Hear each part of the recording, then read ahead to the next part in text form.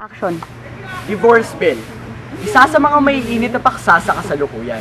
Mabilis nang tumataas ang bilang ng mga pamilyang nagkakawatak-watak sa ngayon at karamihan sa mga pamilyang ito ay hindi pa nagiging payapa sa mahabang proseso ng kanilang paghihiwalay.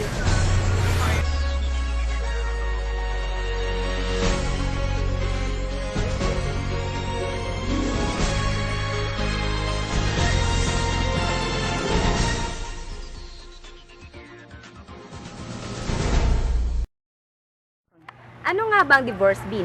Ayon sa diksyonaryo, ang divorce ay illegal at opisyal na paghihiwalay ng isang mag-asawa na inilalaban sa korte. Ito ang pagbitiw ng kahit anong malalim na emosyonal na koneksyon sa pagitan ng dalawang tao.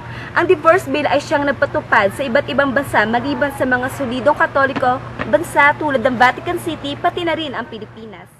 Partner, bakit nga ba kailangan ng diborsyo sa Pilipinas? Ganito lang yan, partner. Maraming paraan para maghiwalay ang isang mag-asawa.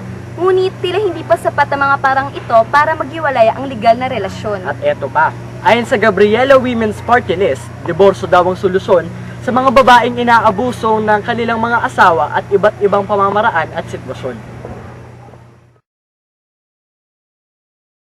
Sina Oliver at Janea ang mag-asawang nagpakasal hindi dahil mahal nila ang isa't isa, kundi para sa negosyo.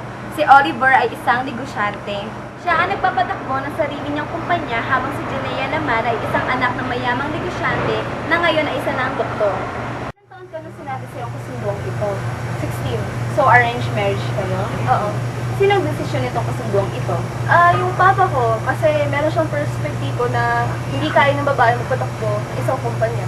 Hindi ka ba tumutol? Hindi, wala naman ako magagawa eh. Hindi naging masaya ang pagsasama ng dalawa sa loob ng 20 taon nilang pagsasama.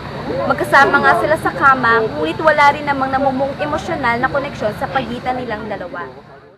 Sir Oliver, minahal mo ba si Janita? Hindi. Kahit na minsan hindi mo siya minahal? May panahon na sinubukan ko, pero wala talaga eh. Ano na nung edad mo nung kasal ka? 20. Ano yung naisip mo nung nalaman mo sa murang edad pa lang ikakasal ka na? Siyempre, natakot ako at nagulat. Bakit ka naman natakot? Dahil hindi pa ako handa sa ganung kabigat na relasyon. How dare you! Ang kapal ng mukha mo din ng babae sa kumahay ko! Mamahay ko rin to! Excuse me? Hindi mo makukuha to kung hindi kita pinakasalan! Wala na patudungan to relasyon to. Bakit? Kala mo gusto ko to? Di maghiwalay na lang tayo.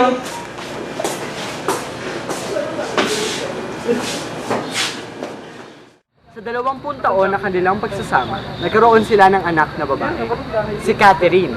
Si Catherine ay isang college student sa DLSUD at 17 taong gulang. Nag-iisa siyang anak ng mga mag-asawang Janea at Oliver.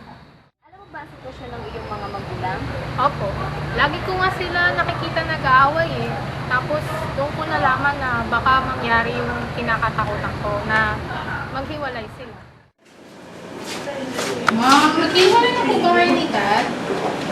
Lagi ko na lang kasi po kayo narinig na nag-aaway. Hindi na po ba kayo magbabate? Basta kahit anong mangyari, dito lang si Mommy para sa'yo. Matagal ko nang gusto makipag-divorce sa kanya. Pero iniisip ko yung kapakanan ng anak namin dalawa. Pero ngayong matanda na siya, gusto ko nang tumiwalag. Oo naman, gusto ko nang humiwalay. Matagal na. Isa rin sa mga dahilan kung bakit ako nang bababae kasi ayaw ko na. Ayaw ko na sa relasyon ito. Ngayong isinusulong ang divorce bill, ano ang masasabi mo? Mag-file agad ako ng divorce. Gusto ko nang matapos to. Lagi niya na sinasaktan ng anak ko sa mga kalokohan niya. Ayoko nang makita ng anak ko yung mga babaeng dinadala sa bahay namin. Kahit ang wala kaming emosyonal na relasyon, nasasaktan pa rin yung anak ko. Mga mag-asawa ngayon ang nawawala na ang koneksyon nila sa isa't isa. At ito ang nagiging dahilan kung bakit nagpapasya na lamang silang maghiwalay. Yan ang isa sa mga dahilan kung bakit nagdedesisyon silang magkaroon ng diborsyo. Abuso! Ito ang pangalawang dahilan ng hiwalayan ng mga mag-asawa. Ika nga, buhay na ang nakataya sa sitwasyong ito. Karamihan sa mga Pilipino ang biktima nito, lalo na ang mga babae at mga bata. Ilang taon na kayong kasal? 15 years na po. Sa West lang ba? Oo, dahil mahirap lang kami. Nung hindi pa kayo kinakasal, hindi ba abusado ang asawa mo? Hindi naman. Kailan mo nakilala yung pagkatao niya? Nung unang beses na nagkalit ako, doon yung unang beses na sinampal niya ako.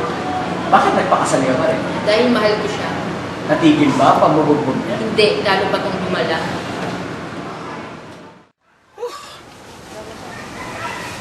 Beer! Nasaan yung beer? Wala na tayong beer, ubus na kahapon pa. Ha? Eh di bumili ka? Wala na nga tayong pera, binili na natin ang pangangailangan natin. Utang ka! Ano ba naman yan? Wala na tayong pangutang. Siguro nang lalaki ka na naman, no? Hindi ako na nalalaki. Huwag mo akong gawing bobo, hindi ako bobo, ha? Tiniis mo lahat? Oo, dahil mahal ko siya. Pati rin ba mga anak niyo sinasaktan niya? Oo, lalo na pag tinutulungan nila ako. Agod. Ano yung pagkain? Nagugutom na ako. Wala na tayong pagkain, pagluluto na lang kita. Ano? Wala nang ulam? Bumili ka na lang. Wala na nga tayong pera pambili. Ano? Wala na namang pera. Loko ka, walang yaka talaga. Patay! Kamakailan dito, ha? Anak lang kita. Ano, Shara? 17 po. High school ka pa lang? Tumigil po ako ng grade 6 ako. Wala na po kasi kaming pera. Sinasaktan ka din ng tatay mo? Opo. Minsan po, pag nakagamit siya ng droga, mas malala pa po yung ginagawa niya. Tulad naman ng ano? Nanghahampas po siya ng dos por dos. Minsan po, namamaso na sa garilyo. Minomolesya ka rin ng ama mo? Hindi mo naman kailangan sabihin. Opo, nangmolesto na po ako. Alam ba ng nanay mo ang ginagawa sa'yo ng tatay mo? Hindi po. Bakit hindi ka nagsusumbong? Sinubukan ko po eh. Pero nagbanta po siya na pag ginawa ko po yun, sasaktan niya po ako. Pati yung mga kapatid ko.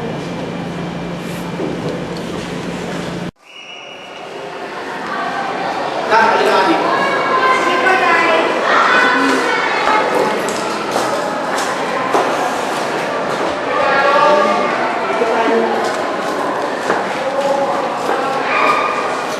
Anak, parang gumakin na ako yun.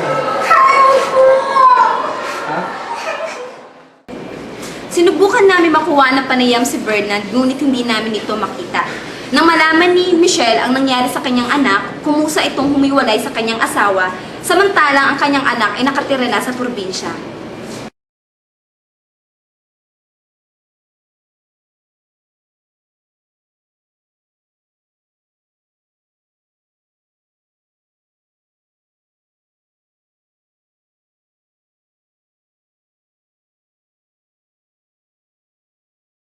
Sa kabila ng paghihiwalay na nagaganap sa ating komunidad, mayroon pa rin pamilya ang buo at matatag ang samahan. Tulad na lamang ng pamilya ni Alice at Nerina na 23 ng taong kasal. Nina, ilang taon ka nung ikinasal kayo ni Alex? 25 years old na ako noon. Kumusta naman ang samahan ninyong dalawa sa loob ng mahabang panahon na iyan? Kung iisipin, taas-baba ang relasyon namin. Bakit naman?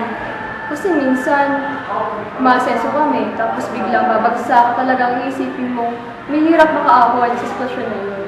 E paano nyo naman nasusolusyonan ang problemang kinakaharap ninyo? Konting tiwala sa isa't isa at sa Diyos.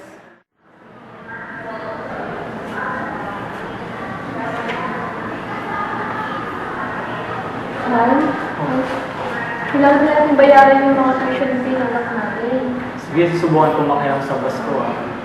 Sensya na kung medyo kapos tayo ngayon. Hindi na kasi yung benta ngayon eh. Okay lang yan, may amaw.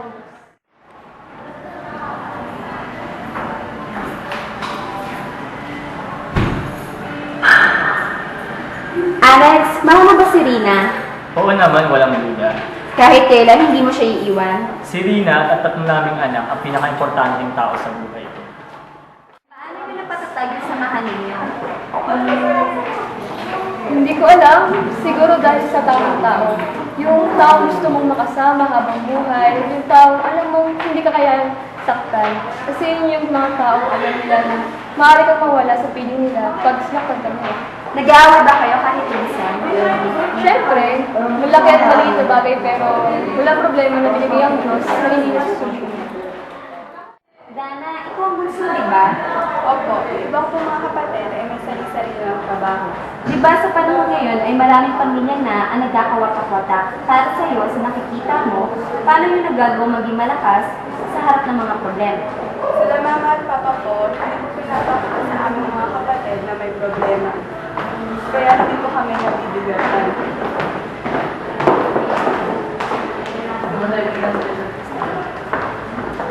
Minsan po narinig ko po silang nag-aaway dahil po kulang sa pera at kulang pong bayad sa tuition. Tapos po,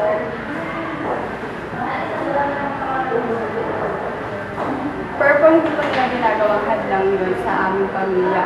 Subalit ito yung isang inspirasyon para po maging buo pa rin ang pamilya namin hanggang ngayon. Mahal mo ba ang magulang mo? Opo, sila po yung tunay na modelo ng pagiging mga magulang.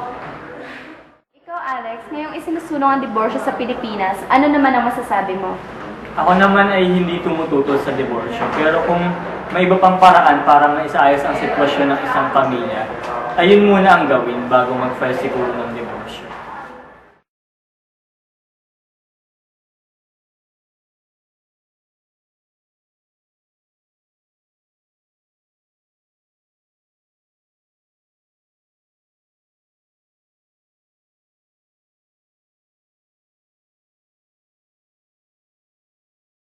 Go! Busy ng day ko, ang daming hinahabol. Pero di kailangan mag-worry ng hair ko. Sa healthy and smooth na pamolive naturals. Left to the right, umikot ng sabay-sabay. Bye-bye suklay, do the palmolive finger. To the left, to the right, umikot ng sabay-sabay. Bye-bye suklay, do the palmolive finger ko.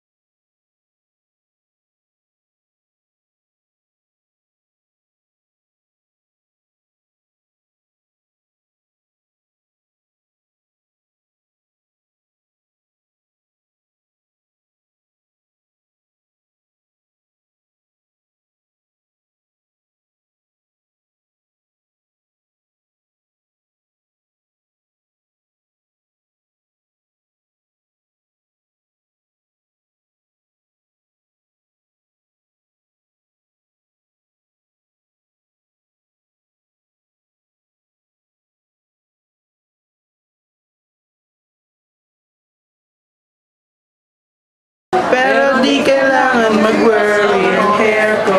Sa healthy and smooth na pa. To the left, to the right, umikot ng sabay-sabay. Bye-bye suklay, do the palmolive finger ko. The left, to the right, umikot ng... The left, to the right, umikot ng sabay-sabay. Bye-bye suklay, do the... How dare you! Dala na kami, bye! How dare you! Ang kapal ng mukha mo din ang babae sa pamahay ko! Pamamahay ko rin to! Excuse me! Hindi makukuha. Sorry. How dare you! Ang kapal ng mukha mo din ang babae sa pamahay ko! Pamamahay ko rin to! Excuse me! Hindi mo makukuha ito kung hindi kita pinakasalan! Wala na! Wala na patutungan sa relasyon. Bakit? Akala mo ba gusto ko to? Hindi maghiwalay na lang tayo!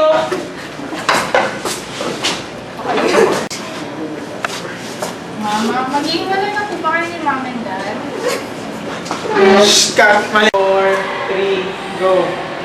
Abuso! Ito ang pangalawang dahilan ng hiwalayan ng mga mag-asawa. Sorry. Action! Action. Ilang taon na kayong kasal? 15 lang. Sa West lang ba kayo kinasal? Oo, dahil mahirap lang. Noong hindi pa kayo kasal, hindi ba abusado yung asawa mo? Hindi naman. Paglasing lang siya, doon lang siya nananakit. Kailan mo nakilala yung ganung pagkatao niya? Wait. Gutom ako, nasan yung pagkain? Wala tayong ulam. Pagluluto na lang kita. Ano? Magluluto pa? Ang tagal-tagal niyan. Bumili ka na lang. Wala tayong pambayad. Ano? Niloloko mo ba ako, ha? Ha? Walang iya ka! Huwag mo ako pakialam, ha? Anak lang kita.